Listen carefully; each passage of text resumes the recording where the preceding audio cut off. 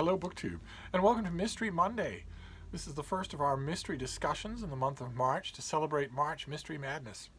A big BookTube event that's now 5 years old. We're in round 5 of March Mystery Madness, in which Elizabeth at LizziefayeLovesBooks and a bunch of other wonderful booktubers are regularly celebrating murder mysteries throughout the entire month of March. And I want to discuss them myself. I love murder mysteries. I've been on quite a murder mystery kick in 2020. And 2 years ago, in 2018, to kick off March Mystery Madness, I went through some rules. I went through a decalogue, a 10 commandments done by Monsignor Knox 100 years ago, a while ago, about a century ago, governing murder mysteries and what they should and shouldn't do. These kinds of lists are endemic to the genre. There's nothing that brings out the schoolmaster more than puzzle stories. And so many writers have written rules for the genre. And mystery novelists have, of course, been free to ignore those rules. And one of the writers who did that was S.S. Van Dine. The pen name, his pen name was S.S. Van Dine. A ridiculous pen name, but nevertheless. He was, in real life, a journalist and a snob and a drug addict and a spendthrift who had a serious career in the art world and is responsible for a lot of, at the time, serious and seriously influential art criticism. He also wrote, his name was Willard Wright, and he also wrote tons and tons of book reviews. I have mentioned on this channel many times before that no matter what your literary ambitions are, no matter how highfalutin you are, it's pretty tough to resist the knowledge that once you reach a certain point in publication or in audience or in fame, there's always an editor who's willing to pay you a little bit of money to review a book. As I always mention, you're almost certainly going to read these books anyway or something like them, and the money comes in handy. It's amazing when you look at literary history how many authors you would never associate with book reviews actually wrote book reviews once a week, twice a week, 3 times a week, every week, straight through their Nobel acceptance speech, straight through to the end of their lives. It's just mighty convenient. And this guy, Willard Wright, was no different. He wrote book reviews at a fast clip, and he is brilliant at it. Oh my. I don't know. Off the top of my head, maybe one of you can tell me. I'm sure that some of you know S.S. Van Dine better than I do. I don't know if there's ever been a collected, annotated volume of his book reviews. You'd have to annotate it because most of the books, I'd say probably 99% of the books that he reviewed and savaged, died in the next season. Most books do, and believe you me, I'm learning that the hard way. Because for 10 years, I was the managing editor of an online literary journal called Open Letters Monthly, and wrote an enormous amount of book reviews for Open Letters Monthly. And then when Open Letters Monthly transmogrified into Open Letters Review, we got a new website, much cleaner, much easier website, no outdated widgets, no help desks that are never there or never helpful. When we mass ported everything over, it mushed all of those pieces together. It broke all the links, it broke all the photos, it literally mushed the paragraphs together. With the result that I'm having to go through every single one of my old reviews, and you have to manually fix it. You have to manually take out the broken link of the photo of the book, put in a new photo, and tease apart the paragraphs and all that sort of stuff. Make sure that the links aren't dead, all that sort of stuff. And doing that makes me realize what I'm sure an editor for Willard Wright would also realize, which is that these things pile up. You just keep doing it, and they pile up. And I don't think that's ever been done. That's a shame. I wish that had happened. But after a lifetime of tearing apart other people's books and looking down his nose at other people's reading tastes, at parties, just insufferable. You wonder how he got out of any of them without being punched, because it was all that he ever did. After a lifetime of doing that, and once his drug addictions, his various lifelong drug addictions, finally caught up with him and made him briefly bedridden, he kept company with mystery novels in his bed just an endless stream of them, and had a feeling that I know quite well, and I've known other people who had this feeling quite well. If you read 10, 15, 20 slim little mystery novels in a row without breaking it up with anything else, one of the things that you will feel at the end of that stretch of reading is, I could do this. I don't know what that says about the murder mystery genre. And as is almost always the case when somebody who's never tried it before looks at a kind of genre, or really any other kind of artistic expression, and says, I could do that, they're wrong. What they mean is, I could do that poorly. But one way or another, S.S. Van Dine was born. And this author decided, I might as well try my hand at a murder mystery. And he did. He invented an amateur gentleman sleuth, a figure as insufferable almost as he has been in his lifetime, and named Philo Vance, and wrote under the name S.S. Van Dine, and the books were a hit. For the first time in his life, something that he wrote was a hit. For the first time in his life, he had money coming in, and was faced with a horrible dilemma. It wouldn't be horrible to you or me. It's not horrible to normal people, but to snobs, it's a horrible dilemma, which is, you want to stay a snob, of course. Horrible, insufferable snobs always want to stay horrible and insufferable. They don't suddenly gain the common touch just because they get common money. But he couldn't do that. It was because the Philo Vance novels bought a house at Montauk. They bought the latest automobile. They bought freedom from creditors. They bought clothing and societal entry and anything, vacations, anything you want. It was a constant river, a strong river of money. And once you have that, you don't want to lose it, and you can't go back to writing book reviews. He did keep writing book reviews, a thing that I've noticed some writers on S.S. Van Dine either know and look away from, or just don't know, which is that he kept doing it. It's too easy a lure. People almost always keep doing it, but he kept writing these Philo Vance novels, and they kept making him money, and it made him a little bitter. And there's a study to be made, a biographical study that, again, I don't think has ever been done. I think there's been one reputable full-length biography of Willard Wright, of S.S. Van Dine, and never a psychological study. As far as I know, there's been no kind of reading biography of the changes in the Philo Vance novels themselves.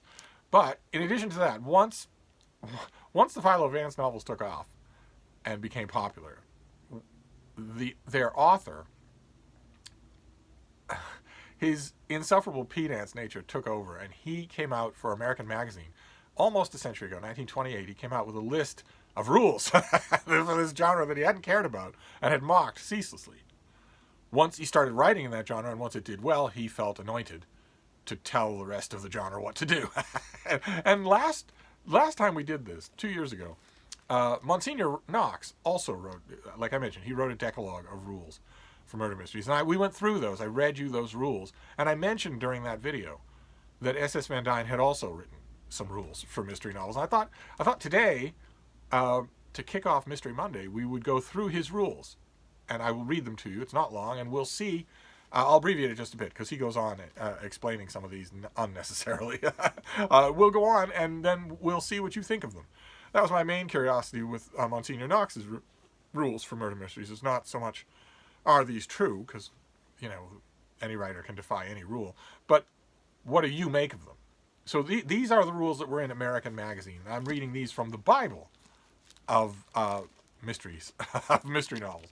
And that is The Art of the Mystery Story. This is, see that? By Howard Haycraft. This is a big old book from Simon & Schuster from 70 years ago that is just, it's all nonfiction about murder mysteries, and it's just fantastic. I can think of only two pieces that I would want to be in here that aren't in here. These are the rules, according to the author of the Philo Vance mysteries. Number one is the reader must have equal opportunity with the detective for solving the mystery. All clues must be plainly stated and described. That overlaps with Monsignor Knox. One of the keys to at least the classic mystery novel at the time, in the 20s, that these authors are writing about, was that you should have all the rules, you should have all the cards on the table and be able to solve this thing yourself if you're paying enough attention, if you're stitching things together the right way. And rule number 2, no willful tricks or deceptions may be placed on the reader other than those played legitimately by the criminal on the detective himself. So you can be fooled the way the detective is fooled, but the author can't just go out of his way to fool you. Number 3, there must be no love interest. The business at hand is bringing a criminal to the bar of justice, not to bring lovelorn couples to the hymeneal altar. We all know mysteries that don't adhere to this rule, but I'm wondering what you think of it and what your preference is. Rule number 4, the detective himself or one of the official investigators should never turn out to be the culprit. This is bald trickery, on par with offering someone a bright penny for a $5 gold piece. It's false pretenses.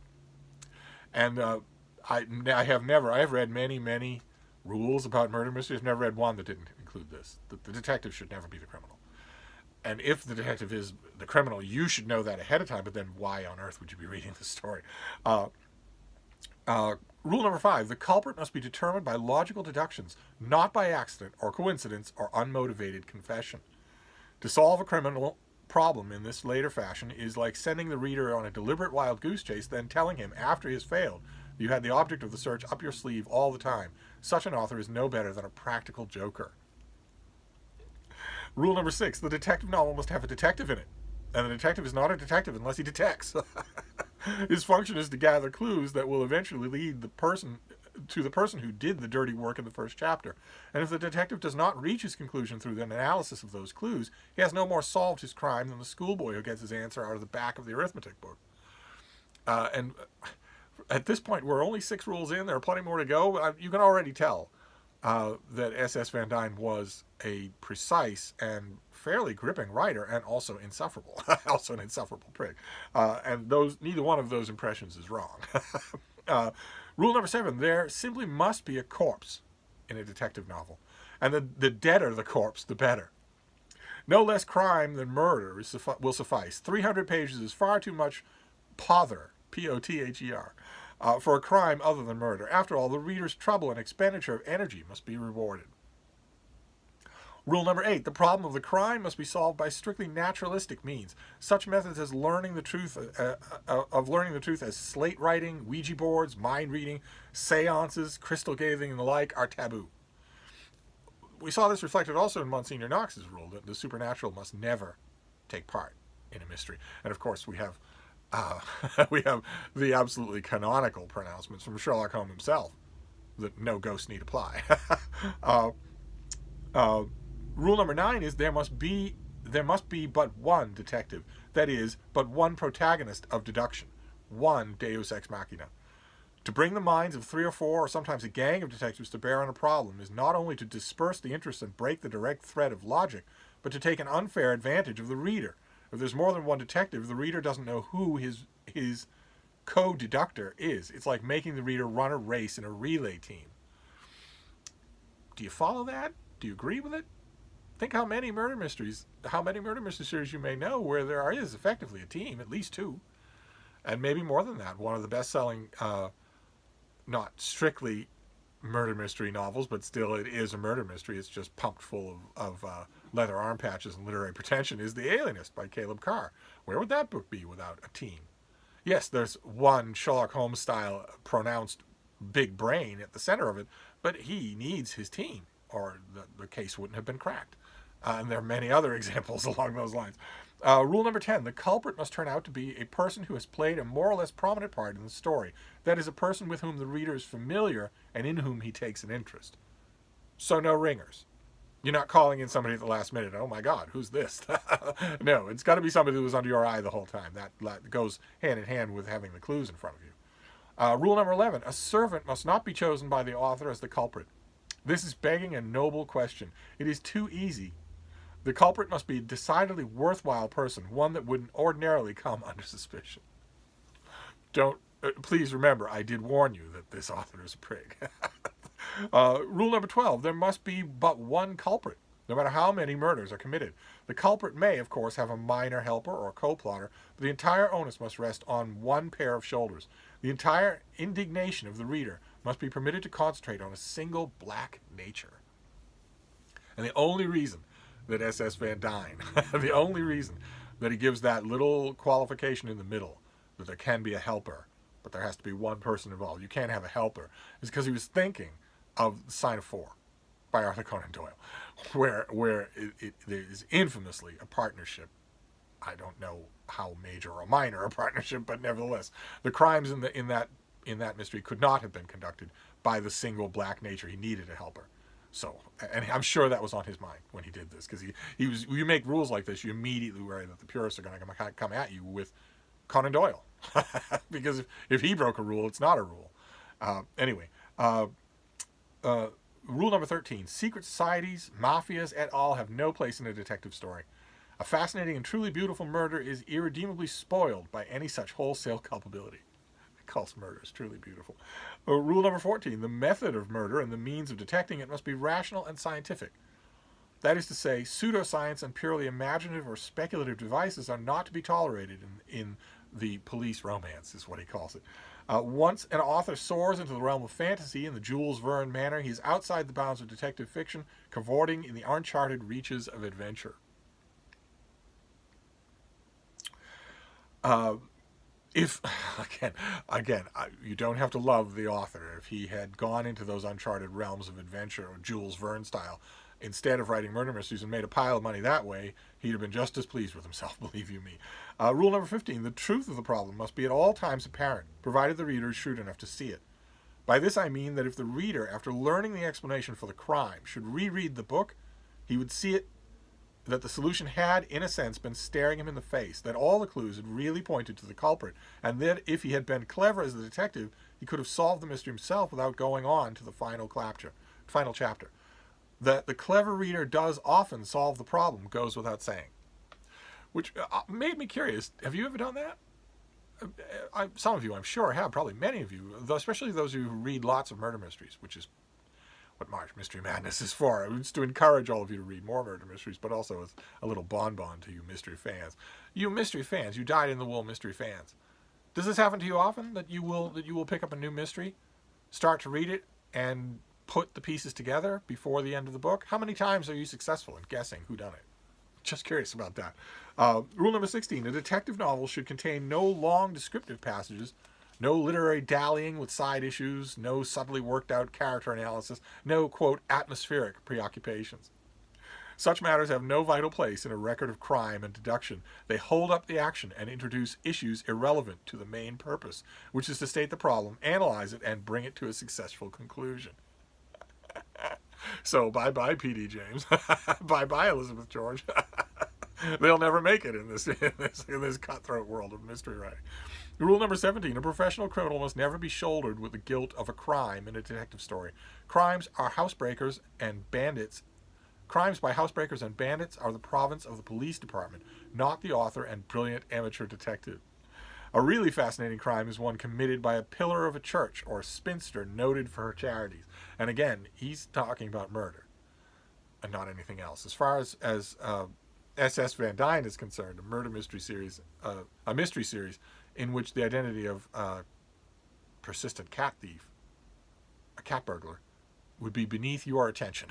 And I wonder, again, have you ever read any murder mysteries where murder wasn't at stake that you really liked? That would be fascinating to me to know that, and examples, of course. Rule number 18: a crime in a detective story must never turn out to be an accident or a suicide. To end an odyssey of sleuthing with such an anticlimax is to hoodwink the trusting and kind-hearted reader. No suicides? Can't ever turn out to be that. Number 19: the motives of all crimes in detective stories should be personal. International plottings and war politics belong in a different category of fiction, in Secret Service tales, for instance. But a murder story must be kept personal, so to speak. It must reflect the reader's everyday experiences and give him a certain outlet for his own repressed desires and emotions. This is an author who knew quite a bit about repressed desires and emotions, more than any biographer will ever know. And finally, rule number 20, to give his credo an even score of items. I herewith list a few of the devices which no self-respecting detective writer will now avail himself of. They have been employed too often and are familiar to all true lovers of literary crime. To use them is a confession of the author's ineptitude and lack of originality. And those items are Determining the identity of the culprit by comparing the butt of a cigarette left at the scene of the crime with a brand smoked by the subject. Bogus spiritualistic seance to frighten the culprit into giving himself away. Forged fingerprints. Dummy figure alibis. The dog that does not bark and thereby reveals the fact that the intruder is familiar. The final pinning of the crime on a twin or relative who looks exactly like the suspect, but innocent person. The hypodermic syringe and the knockout drops. The commission of the murder in a locked room after the police have actually broken in. Word association tests for guilt. And finally, the cipher or code letter, which is eventually unraveled by the sleuth. Now look at how many of those items come from Conan Doyle, come from the Sherlock Holmes canon. Almost all of them do. And that is basically what S.S. Van Dine is saying here. He is saying, don't ape the greats. Come up with your own way. Come up with your own way of murdering. And I think it's fascinating. I, of course, have read many, many murder mysteries that break some or all of these rules and are still really good. And I'm wondering if you have too. I'm wondering what you make of these rules. Do you think they're outdated? Do you think that they make sense? When murder mysteries that you've read disappoint you, do they disappoint you because they break one of these rules? That would be fascinating for me to know. But anyway, those are some rules for you on a Monday morning. So this is Mystery Monday, and we are now going to progress with talking about murder mysteries. So I will see you next Monday when I think we'll take a look at March's new murder mysteries and just see what we make of them. We'll round up as many of them as I have and see what we make of them. So I'll wrap this up for now, but I'll see you then. Thank you, BookTube.